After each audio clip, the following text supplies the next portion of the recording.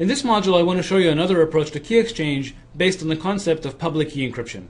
So again, just to remind you of the settings, we have our friends Alice and Bob as usual, and their goal is to exchange a secret key K. The eavesdropper gets to see the messages they send to one another, but even though he shouldn't learn anything about the key K that they exchanged. And as usual, in this module, we're only going to be looking at eavesdropping security. That is, we don't allow the attacker to tamper with data or to mount any other form of active attack. So just to remind you, earlier in this module, we saw an inefficient mechanism based on generic block ciphers. In the previous segment, we saw the Diffie-Hellman key exchange mechanism, which has an exponential gap between the work that the participants have to do versus the work that the attacker has to do. And in fact, this Diffie-Hellman protocol is used all over the web very frequently. In this segment, I want to show you a different approach based on public key encryption. So what is public key encryption? So just as in the case of symmetric encryption, there's an encryption algorithm and a decryption algorithm. However, here, the encryption algorithm is given one key, which we're going to call a public key. Let's call this the public key that belongs to Bob. And the decryption algorithm is given a different key. We'll call it a secret key that also belongs to Bob. So these two keys are sometimes called a key pair. One half of the pair is the public key, and the other half of the pair is the secret key.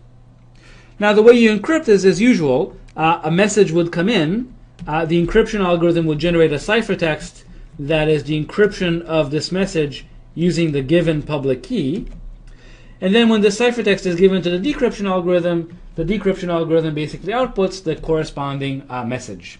So as I said, PK is called the public key, and SK is called the secret key.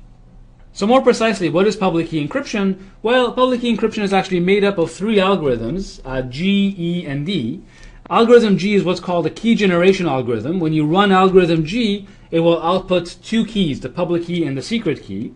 The encryption algorithm, basically given the public key and the message, will output the corresponding ciphertext. And the decryption algorithm, given the secret key and the ciphertext, will output the message, or it will output bottom if an error occurred.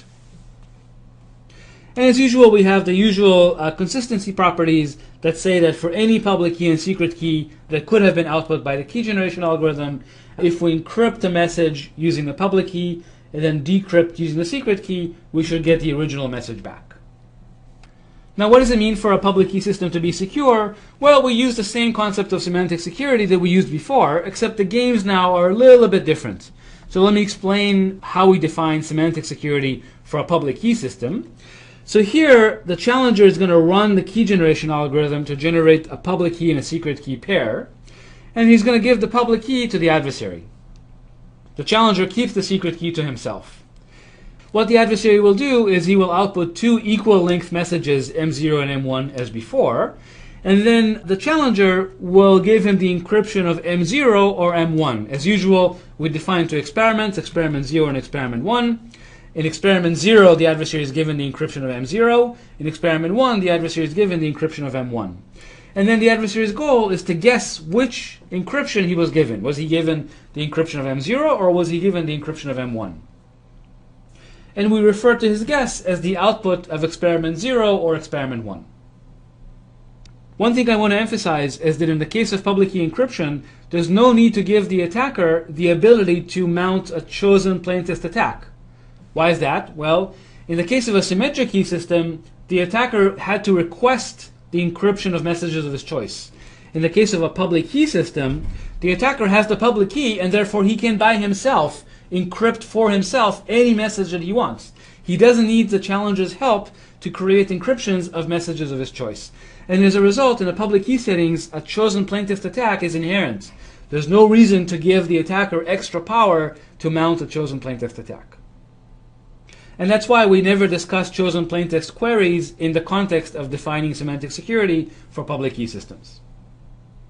Now that we define the game, we're going to say that a public key system, GED, is semantically secure if basically the attacker cannot distinguish experiment 0 from experiment 1. In other words, the adversary's probability of outputting 1 in experiment 0 is about the same as his probability of outputting 1 in experiment 1. So again, the attacker can't tell whether he was given the encryption of M0 or the encryption of M1.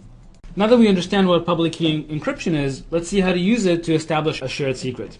So here are our friends Alice and Bob. Alice will start off by generating a random public key secret key pair for herself using the key generation algorithm.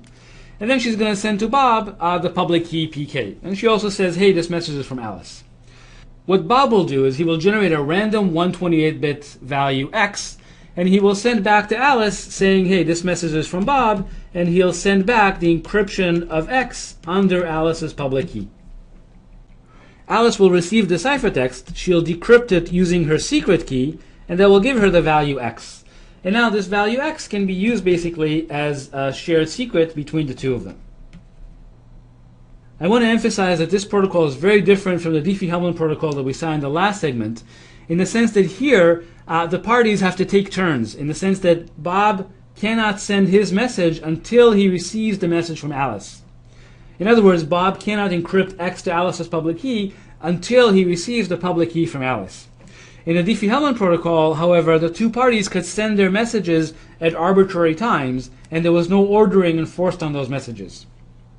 As a result, we had this nice application of Diffie-Hellman where everybody could post their messages to Facebook, for example, and then just by looking at Facebook profiles, any pair would already have a shared key without any need for additional communication. Here, this is not quite true. Even if everybody posts their public keys to Facebook, there would still be a need to send this message before a shared key can be established. So now that we understand the protocol, the first question we need to ask is, why is this protocol secure? And as usual, we're only going to look at eavesdropping security.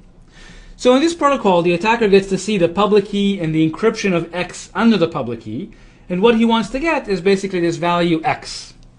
Now, we know that the public key system that we used is semantically secure. What that means is that the attacker cannot distinguish the encryption of X from the encryption of something random. In other words, just given encryption of X, the attacker can't tell whether the plaintext is X or just some random junk that was chosen from M. And because of that, that basically says that just by looking at messages in this protocol, the value of X is indistinguishable in the attacker's view from a random element in M, and as a result, X can be used as a session key between the two parties. It's just a random value which the attacker cannot actually guess, other than by trying all possible values in M. And I should say that showing that these two distributions are indistinguishable follows directly from semantic security, and in fact it's a simple exercise to show that if the attacker could distinguish this distribution from that distribution, then the attacker could also break semantic security. And as usual, even though this protocol is secure against eavesdropping, it's completely insecure against the man-in-the-middle attack. So let's see a simple man-in-the-middle attack. Well, so here we have Alice generating her public key secret key pair. At the same time, the man in the middle is also going to generate his own public key secret key pair. And now when Alice sends her public key over to Bob, the man in the middle will intercept that, and instead he'll say, yeah, this is a message from Alice, but Alice's public key really is PK prime. So now Bob receives this message, he thinks he got a message from Alice.